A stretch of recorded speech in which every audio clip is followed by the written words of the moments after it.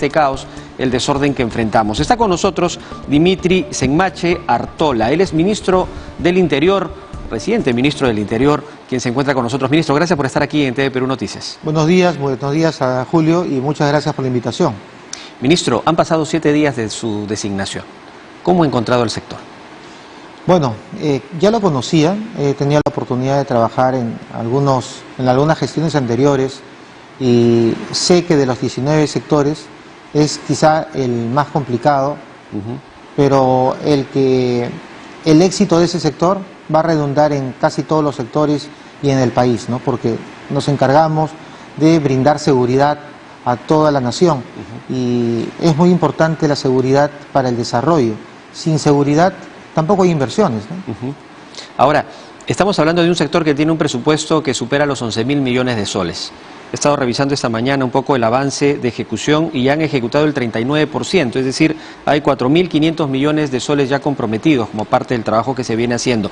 Por ahí las cosas marchan bien, pero ¿qué pasa dentro de la institución? ¿Qué es lo que ha encontrado? Hay preocupaciones, por ejemplo, con algunas filtraciones o algunas amenazas externas de ingreso a tener acceso a data que se manejaba en la DINI, por ejemplo. ¿Cómo se ha resuelto esa situación? Uno de los más data de la Digimin también, ¿no? Y también de la Digimin, sí. A ver, uno de los grandes problemas que hemos no encontrado, sino que conocemos que existe, es que se necesita fortalecer la institucionalidad y fortalecer las unidades operativas. Y cuando hablamos de fortalecerlo, hablamos en distintos espacios. La infraestructura, por ejemplo, la Digimin, la Dirección General de Inteligencia del Sector Interior, está físicamente alojada en la parte de atrás del edificio del sector interior, cuenta con una infraestructura no adecuada para la información que maneja. Si uno se va a cualquier país del mundo y se va al centro donde se maneja la información, va a encontrar toda una infraestructura que le permite entender que lo que hay dentro es una información valiosa. Hoy la mayoría de la información es una información digital que está subida en servidores no solamente físicos, sino en nubes. Y nosotros como institución estamos un poco atrasados en lo que es avance tecnológico. Hay que fortalecerlos en tecnología, hay que fortalecerlos también en capacidades humanas, personas más capacitadas. Cuando hablamos de inteligencia muchas veces pensamos en intervenir un teléfono o hacer espionaje, cuando inteligencia en realidad es elaborar conocimiento, es decir, a partir de la información, convertir esa información en conocimiento certero, que permita a las autoridades tomar decisiones más acertadas. Por eso la inteligencia debe estar en todos los espacios de decisión, es transversal a los espacios de decisión. Nadie puede tomar una decisión sin saber a qué se enfrenta, qué va a implicar los pros y los contras de alguna acción que uno realice. Entonces, lo que nos hemos encontrado es una institución que necesita fortalecerse, no solamente en la infraestructura, en las capacidades humanas, en tecnología. Eso. ¿Y ese es un poco el esfuerzo, el reto que tiene asumido para este año? Por supuesto, desde que he ingresado al sector, incluso desde el momento en que el presidente me hace la pregunta si estoy interesado o si voy a poder asumir el reto de asumir la cartera interior. Cuando le dije que estoy totalmente de acuerdo en asumirla, desde ese momento ya empieza todo el reto de cuáles son las tareas de corto, mediano y largo plazo, porque hay cosas que se tienen que hacer ya, pero no para que el producto se vea mañana, sino para que pueda transformarse una institución y le permita a esa institución estar a la altura de un país que quisiéramos ver desarrollado el 2030, el 2040, el 2050. ¿No? ¿Y cuáles son esos desafíos primeros de corto plazo que tiene en mente aplicar ahora en su gestión? El primer desafío de corto plazo es disminuir la inseguridad, los índices de inseguridad y principalmente la percepción que tiene la ciudadanía que vive en una constante zozobra. Tenemos mucho temor, principalmente aquellos que tenemos hijos menores de edad, en la situación, en el contexto en el que vivimos. Muchos adolescentes son abusados, por robarles un celular terminan siendo heridos o asesinados. Entonces eso genera un temor en la ciudadanía de verse o sentirse víctimas en el futuro, en un futuro muy corto. Y sobre eso queremos incidir. ¿Y qué se va a hacer en ese sentido? Bueno, en principio ya se está haciendo. Estamos realizando operaciones que están golpeando los mercados ilegales. Uno de los principales problemas de la inseguridad es que todo lo que sucede todos los robos menudos terminan en mercados ilegales, y esos mercados ilegales existen porque hay una alta demanda. Por eso que en cada una de las intervenciones que hemos podido tener en algunos medios siempre me dirijo a la ciudadanía y le pido, por favor, que no compre robado, porque existen los mercados como la 50, San Jacinto, y todos estos espacios, las Malvinas, porque hay una alta demanda. Nos parece casi una viveza adquirir un teléfono de alta gama que sabemos que en estado nuevo o comprado formalmente pudieras tener o estar alrededor de los 3.000 soles, lo podemos comprar en 800 soles y sentimos que es una viveza nuestra, que es una oportunidad, que es una gran oferta, y no estamos siendo conscientes de que, entre comillas, esa disminución es porque ese teléfono proviene de una situación ilícita como es el robo, el hurto, y que detrás de eso hay el costo de una vida. Entonces, por eso que hablamos de que estos celulares son los celulares más caros del mundo, porque detrás de ellos hay la integridad de las personas a las cuales se han asaltado para adquirirlos y luego reingresarlos al mercado, ¿no? Eso significa que tratar de lograr una cultura de seguridad humana en nuestro país va más allá de la interdicción o del trabajo que pueda desarrollar la policía. Habría que verlo transversalmente, multisectorialmente. Lo que dices es totalmente cierto. Acá ha habido una visión quizás, no puedo decir equivocada, pero muy corta, frente a una visión más extensa que debería ser el de no policializar la seguridad ciudadana. Es decir, la seguridad ciudadana no depende estrictamente, solo y exclusivamente de la policía. Depende de distintos sectores, depende de distintos gobiernos, el gobierno local, llámese distrital, provincial, gobiernos regionales, depende también del Congreso de la República para que dicte leyes que permitan a la policía y a otras instancias poder actuar adecuadamente, depende del Poder Judicial, depende de organismos constitucionalmente autónomos como el Ministerio Público, porque si vemos solamente un tema de la seguridad como si fuera un tema policial y nos imaginamos por un momento, por un breve momento, que la policía en este momento detiene a todos los que están cometiendo delitos, ¿dónde irían? ¿Irían a qué establecimientos penitenciarios? ¿Tenemos un adecuado para poder tenerlos? Por eso, tenemos un adecuado sistema penitenciario, por eso que uno de los temas desde el momento que he asumido es comprometer a todos los sectores, y eso lo hemos hecho.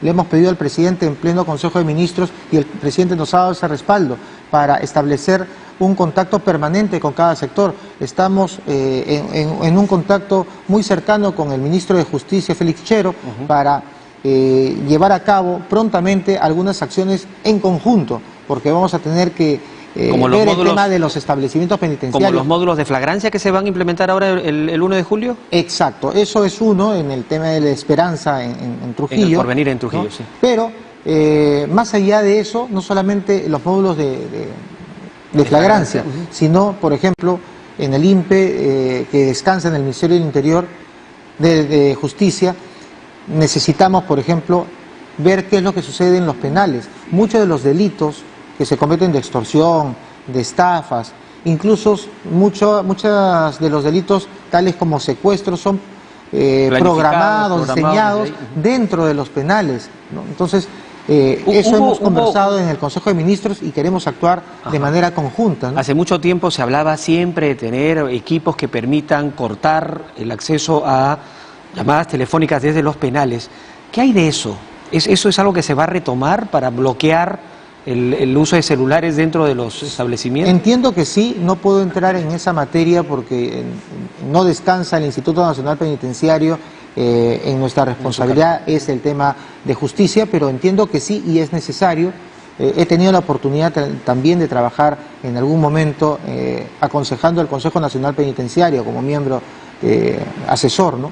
Entonces conozco un poco el Sistema Nacional Penitenciario y creo que es importante un trabajo en conjunto, un trabajo transversal, no solamente del Ejecutivo, sino no podemos estar desorganizados como Estado para enfrentar al crimen organizado. Se llama crimen organizado porque ellos sí se organizan.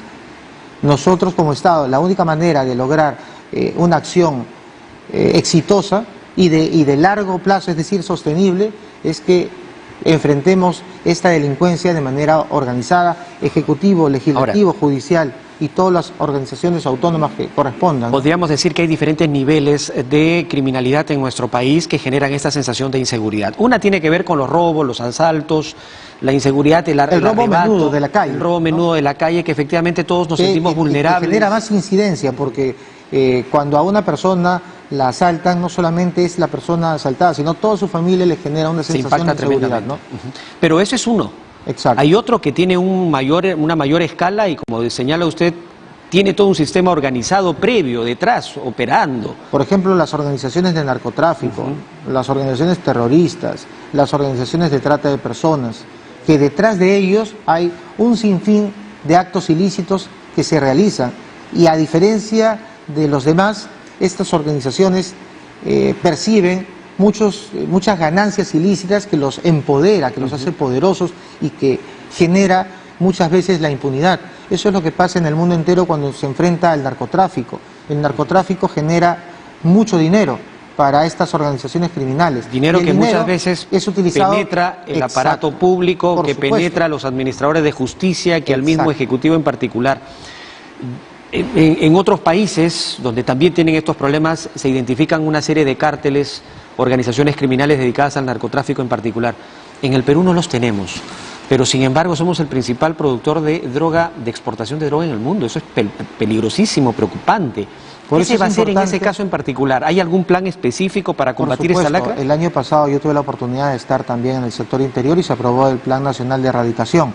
Y lo que nosotros pensamos no solamente es cumplir ese plan, sino ver cómo podemos transformar ese plan para incrementar los objetivos que inicialmente se pusieron el año pasado, para ver cómo es que se pueda ampliar ese objetivo e incrementarlo, y también atacar ciertas zonas en las que todavía el Estado no ha intervenido de manera adecuada. Por ejemplo, hemos estado hace unos 2 días, hoy día estamos domingo, el día viernes estuvimos en Condorcanqui, estuvimos en Chachapoyas, y ahí también se está gestando ciertos espacios que pudieran más tarde generarnos serios problemas con respecto a la producción de cocaína. Van a continuar, porque en las últimas semanas efectivamente hemos dado cuenta en varios informes de importantes capturas de droga. Incluso acá en Villa El Salvador hubo la detención de una furgoneta, un frigorífico, en el cual dentro de este vehículo se encontró 4 toneladas de droga, de cocaína. No estamos hablando de quetecitos, no estamos hablando de algo de microcomercialización, sino de que ya estas organizaciones... ¿Se va a continuar dando esos duros golpes al narcotráfico? Por supuesto. Queremos fortalecer las unidades especializadas como la DIRANDRO, la DIRCOTE, para enfrentar adecuadamente el terrorismo. Tenemos muchos años, más de los que nosotros podamos creer, casi 30 años en estado de emergencia en el Brain. Y sentimos que cada año tras año seguimos hablando del Brain sin avanzar como se debe. Entonces, por nuestra parte queremos ingresar y dar todo para cambiarle la imagen al Brain y lograr derrotar a estos remanentes de Sendero, del MRTA, ¿no? Y finalmente, otro problema importante también y preocupante tiene que ver con la corrupción dentro del sistema policial, dentro de la policía. ¿Qué se va a hacer en ese caso? Bueno, en principio he tenido la reunión con el jefe de DIOS y me he reunido también con altos funcionarios de la Contraloría.